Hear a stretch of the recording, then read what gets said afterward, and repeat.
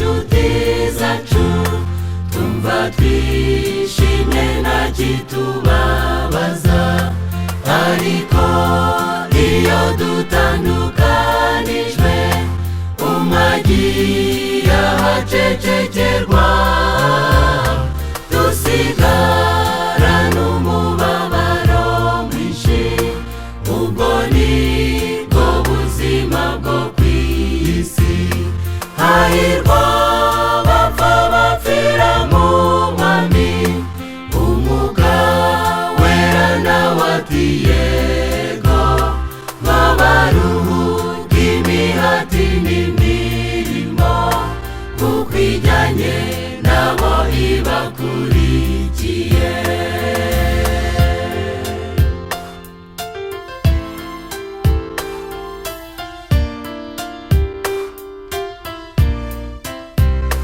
Bamwe barababwiriza butumwa, bakamamaza inkuru y'agakiza, abandi bayoboraga itorero batebutsa kugaruka kwe Yesu. Nubwo kenshi urupfu rudutungura, Imana yacu ntakiyitungura. Hahirwa abapfa bapfira mu Mwami, Umwuka Wera nawe ati yego, babaruhuka imihati n'imirimo, kuko ijyanye nabo ibakurikiye.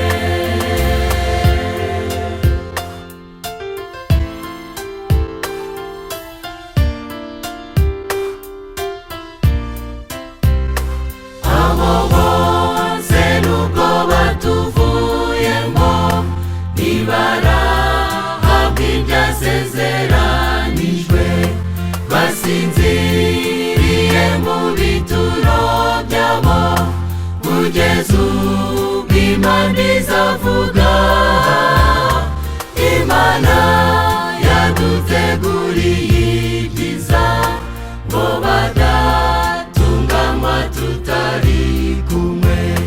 Hahirwa abapfa bapfira mu Mwami, Umwuka Wera nawe ati yego, babaruhuka imihati n'imirimo, kuko ijyanye nabo ibakurikiye.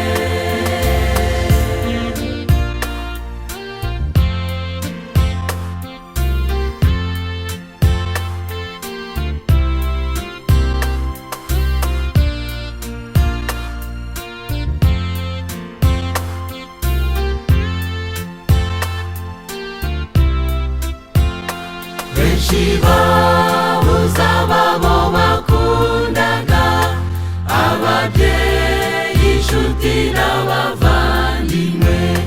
Nimuhumure tugiye gutaha, tuve mu isi y'amarira. Nimucyo dukanguke twiboneze, Yesu atazasanga tutiteguye. Ntibigitinze tugiye gutaha, twongere tubonane n'abacu, tuzishimana ubuziraherezo, aho tutazongera gutandukana. Ntibigitinze tugiye gutaha, twongere tubonane n'abacu, tuzishimana ubuziraherezo, aho tutazongera